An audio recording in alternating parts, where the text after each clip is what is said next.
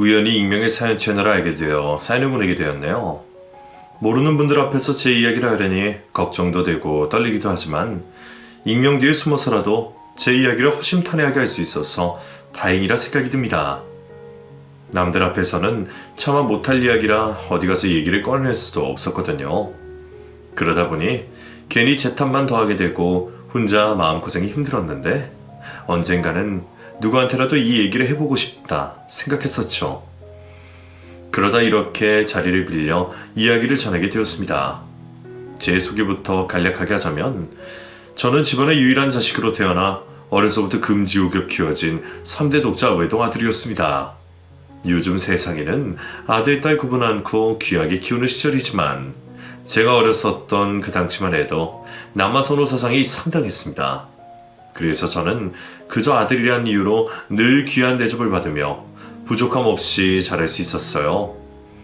작은 공장을 운영하시던 아버지 덕분에 저희 집은 남들보다 여유가 있었고 여유 있으신 부모님은 하나뿐인 아들을 위해 뭐든 해주시는 분들이었습니다. 덕분에 저는 뭐 하나 아쉬울 것 없이 자랄 수 있었죠. 그렇게 오냐오냐 자랐는데도 제가 버르장머리가 없지 않았던 게 천만다행이다 싶을 정도였는데 정작 저희 부모님께서는 자식 버릇 나빠질 걱정은 별로 안 하시는지 품 안에서 키우려 하셨습니다. 그렇게나 자식을 끼고 두셨던 부모님께서는 제가 하는 일이나 행동 하나하나를 걱정하고 간섭하셨습니다. 어려서는 그게 저보 관심이고 사랑일지 몰라도 나이 먹어가면서는 부담이고 과한 간섭일 수밖에 없었죠. 하지만 그걸 모르시는 저희 부모님은 다 자란 아들의 진로 문제나 연애 문제까지 전부 당신의 마음대로 하셔야 속이 편하신 분들이셨습니다. 원래 저는 어려서부터 컴퓨터 만지는 걸 좋아해서 컴퓨터 공학 쪽으로 진로를 잡고 싶었지만 아버지 회사를 물려받아야 한다는 부모님의 거센 반대로 경영 공부를 해야 했습니다. 아버지도 구멍가게에서부터 시작하셨던 회사라 경영 지식보다는 경험과 감에 의존해 직접 실전으로 부딪혀서 회사를 키우신 분이셨지만 당신 아들은 제대로 경영을 배워서 그럴듯한 회사를 만들기를 바라셨던 거죠. 저는 회사를 물려받거나 경영을 하거나 그런 꿈을 한 번도 가져본 적이 없었는데도 부모님의 바람 때문에 떠밀리듯 경영학과에 지원할 수밖에 없었습니다. 하기 싫은 공부를 억지로 떠밀려 해야 하다 보니 정말 죽을 맛이었지만 그래도 그런 저의 대학 생활이 그리 나쁘지만은 않았습니다. 제가 대학에서 저희 첫사랑을 만났기 때문이었죠. 그 친구는 같은 학교 법대에 다니던 신입생이었습니다. 법대 다니는 친구와 경영학도인 제가 어쩌다 만났는지 그것도 전부 우연이었죠. 나중에 회사 운영하려면 기본적인 법 지식은 있어야 하지 않겠냐는 아버지의 다그침에 어쩔 수 없이 법대 수업을 몇 개 들었었습니다. 그때 신입생이었던 그 친구와 같이 수업을 듣다가 서로 안면을 트게 되었습니다. 사실 당시 신입생으로 정신없이 학교 공부를 해야 했을 그 친구에게 다른 학과 선배인 제가 눈에 들어왔을 리는 없었고 수수하지만 아름다운 영주의 모습에 한눈에 반했던 제가 일방적으로 그 친구에게 관심을 표했을 뿐이었습니다. 그렇게 저는 그 친구를 참 귀찮게도 쫓아다녔습니다. 아르바이트를 하며 공부까지 해야 한다고 연애에 관심 없던 친구였지만 제가 그런 영주를 쫓아다니며 커피 사주고 밥 사주면서 겨우겨우 얼굴을 보곤 했었죠. 그렇게 저희는 자연스럽게 연인이 되었고 그런 영주가 너무나 좋았던 저는 영주와 결혼까지 생각했습니다. 이제 막 20대 초반 나이에 대학생활을 즐기는 청춘이니 결혼이라는 게 먼 나라 이야기 같겠지만 영주를 봤던 저는 운명을 느꼈습니다. 내가 결혼을 한다면 이런 여자 하겠구나 생각하며 저는 영주와 오랫동안 관계를 유지하고 싶었어요. 하지만 저는 연애와 결혼마저 제 마음대로 할 수 없는 사람이었습니다. 우리 집이 재벌도 아니고 내가 재벌 3세도 아닌데 부모님은 심할 정도로 저의 결혼과 연애에 관심이 졌습니다. 어떤 여자랑 결혼해야 한다 생각하시는 건지 모르겠지만 제가 아직 영주와 결혼하겠다는 얘기는 꺼내지도 않았는데 연애부터 반대를 하셨죠. 네가 그런 애 만나서 뭐 하려고 그래. 공부나 열심히 하고 결혼은 나중에 선봐서 하면 돼. 지금 괜히 그런 나무랑 이를 만나고 다녀서 너한테 좋을 거 하나 없다. 그러다가 혹시나 여자애가 임신이라도 해서 네 발목 잡으면 어쩌려고. 너는 한참 더 클 애야. 겨우 그런 애한테 인생 저당 잡힐래? 겨우 그런 애라뇨. 영주가 어떤 사람인지 알지도 못하시면서 대체 왜 그러세요? 왜? 어머 얘 좀 봐. 늘 부모 말이라면 고분고분하던 애가 이런 것 보면 벌써부터 뻔하네. 걔가 널 이렇게 만든 거야. 네가 별 볼 것 없는 그 애랑 어울려 써다녀서 물이 든 거라고. 부모님, 특히 저희 어머니는 제가 영주를 만나는 것을 무척이나 못마땅해 하셨습니다. 결혼은 당연히 더 좋은 여자랑 해야 한다고 연애조차 하지 못하게 하셨죠. 저희를 반대하시는 이유는 별것 아니었습니다. 영주가 가난한 집 딸이라는 이유였어요. 어머니는 영주가 얼마나 공부를 잘해서 법대에 들어왔는지, 얼마나 노력해서 아르바이트하며 학교생활을 하는지 그런 건 전혀 관심이 없으셨습니다. 아니, 오히려 가난한 주제에 가방끈이 길다고 싫어하셨죠. 가난한 집딸이 감투 달아봤자 끈 떨어진 년이라며 저한테 하등 도움될 일 없다고 반대를 하셨던 거죠. 티집애들 공부 길게 해서 뭐 한다니? 그래봤자 걔가 뭘 하겠다고. 법대 나온다고 다 판검사 된다니? 그것도 돈 있고 빽 있는 애들이 나는 거야. 하물며 걔는 여자애 가난한 집구석에. 그런 집에서 딸 하나 잘 껴서 말하는 게 뭐겠니? 적당히 있는 집에서 시집 보내서 사위한테 빨대 꽂을 생각이 나는 거지. 너 평생 없는 처가 먹여 살리고 머리 자라는 애 등살에 눌려주고 싶어? 그런 애들보다는 차라리 고졸의 집에서 얌전히 살림이나 하고 내조하겠다는 애들이 낫지. 네가 아직 뭘 몰라서 그러는 거다. 그러니까 진짜 깊게 엮이기 전에 헤어져 제발. 제가 가장 사랑하던 어머니가 제가 사랑하기 시작한 여자를 그렇게 모욕하고 반대하시는 건 정말 견디기 어려운 일이었습니다. 아직 깊은 뿌리를 내리지도 못했는데 처음부터 꺾이고 밟힌 새싹은 다시 자랄 생각을 하지 못했죠. 그래도 저는 어떻게든 버텨보려 했지만 제 고집을 두고 보지 못하신 어머니는 기어이 영주를 찾아가셨습니다. 그리고 저한테 했던 말들을 더 뼈아프게 하셨겠죠.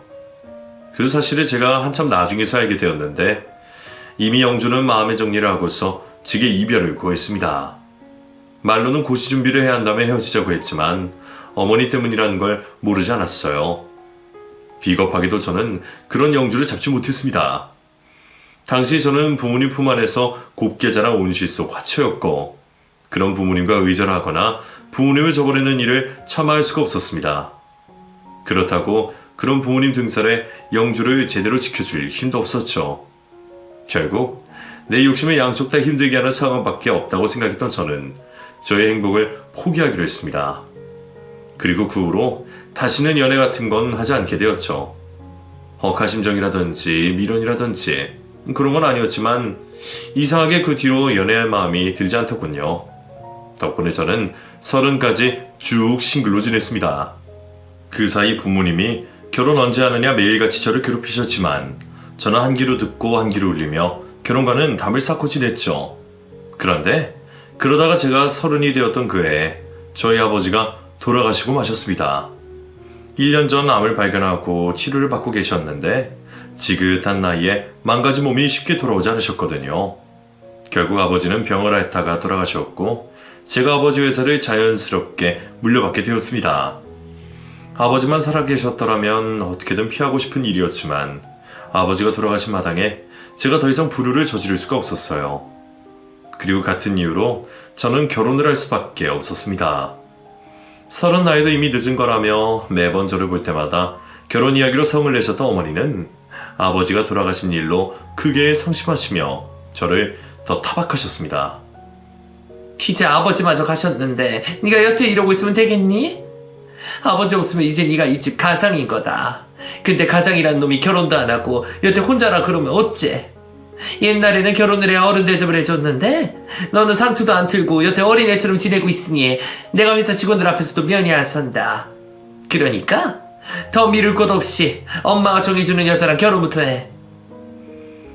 제가 결혼 생각이 없는 건 누구보다 어머니가 잘 아실 테지만 어머니는 제가 결혼하지 않으면 당신마저 아버지를 따라가시겠다며 저를 협박까지 하시더군요. 그 말에 적지 않은 상처를 받았지만 저도 어머니가 제 걱정에 그러신다는 걸 모르진 않았습니다. 옛날 분들이시니까 제가 여자 만나서 결혼하고 자식 낳고 안정을 가져야 회사에도 인생도 필 거라고 생각하시는 거겠죠. 하나뿐인 자식 걱정에 매번 유난스럽게 신경 쓰시는 거였어요.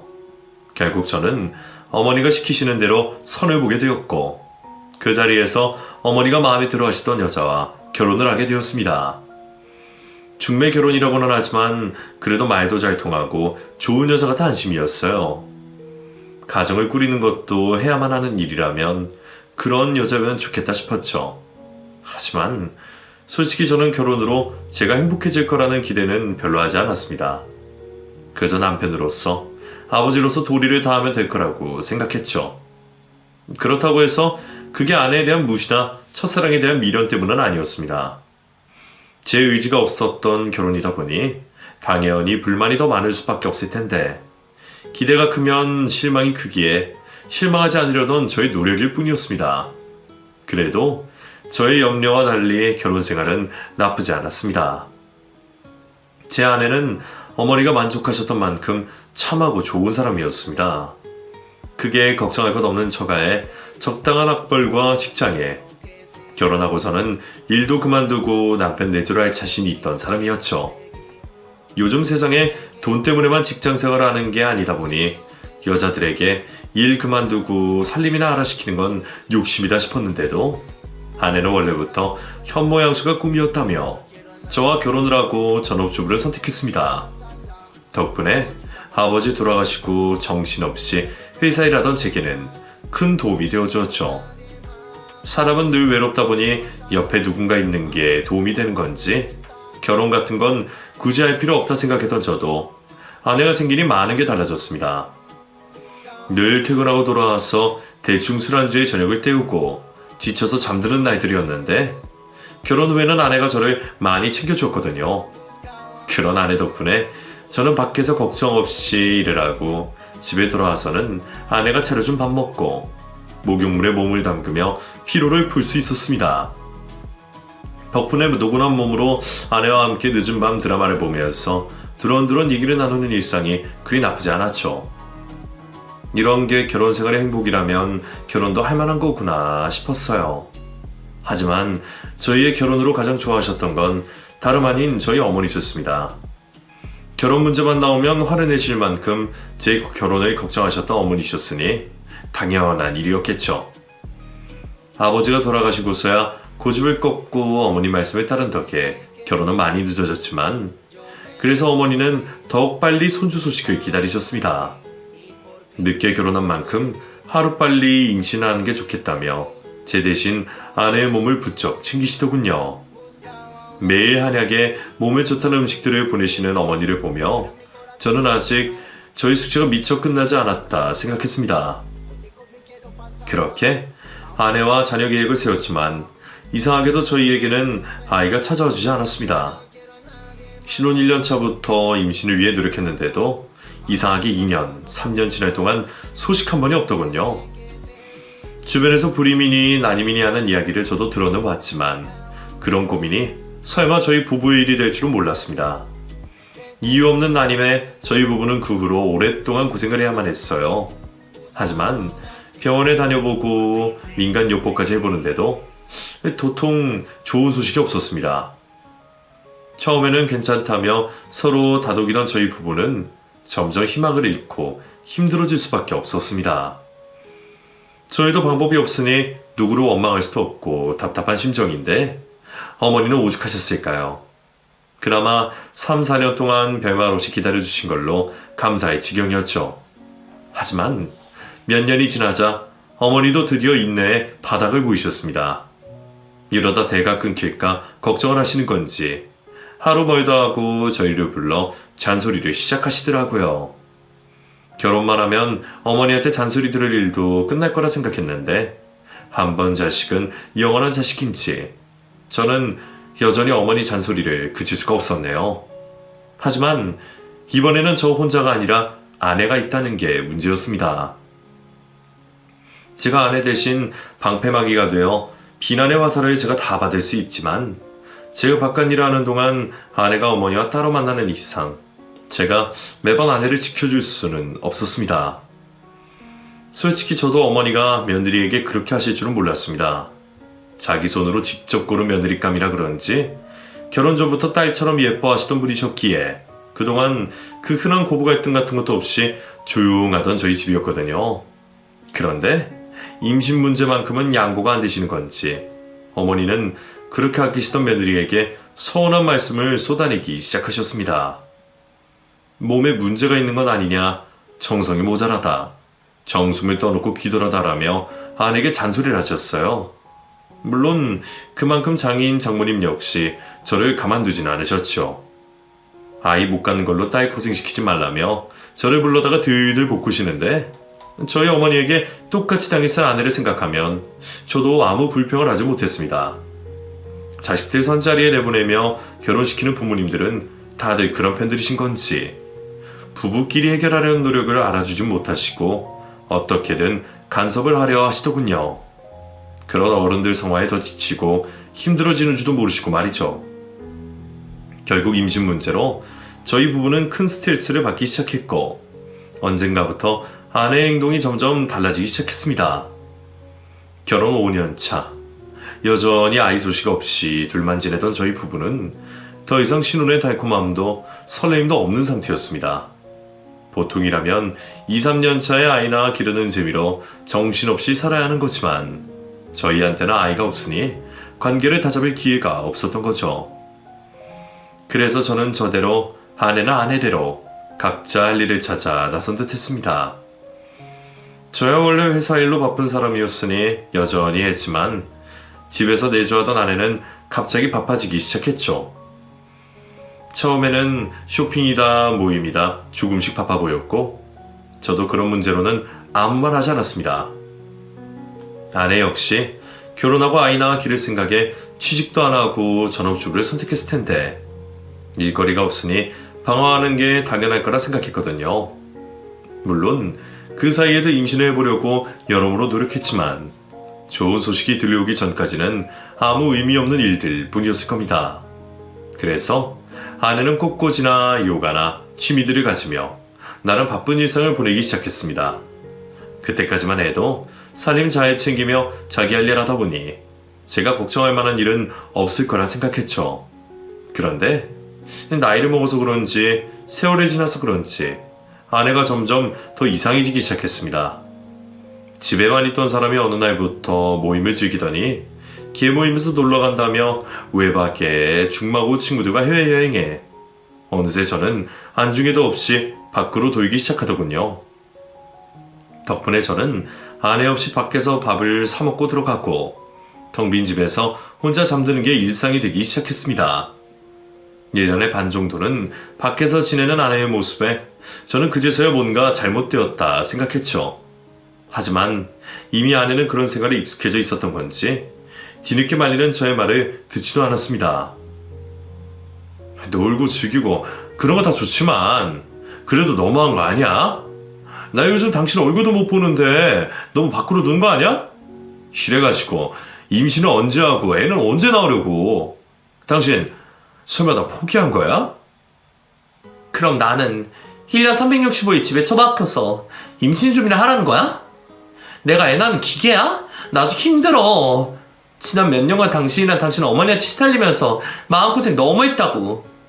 그래서 나도 이제 좀 숨통 튀어보자는 건데 그게 그렇게 불만이야? 그럼 당신은 내가 하루 종일 당신만 기다리면서 집구석에서 밥이나 하고 빨래나 했으면 좋겠어? 그럴 거면 차라리 식모를 들이지.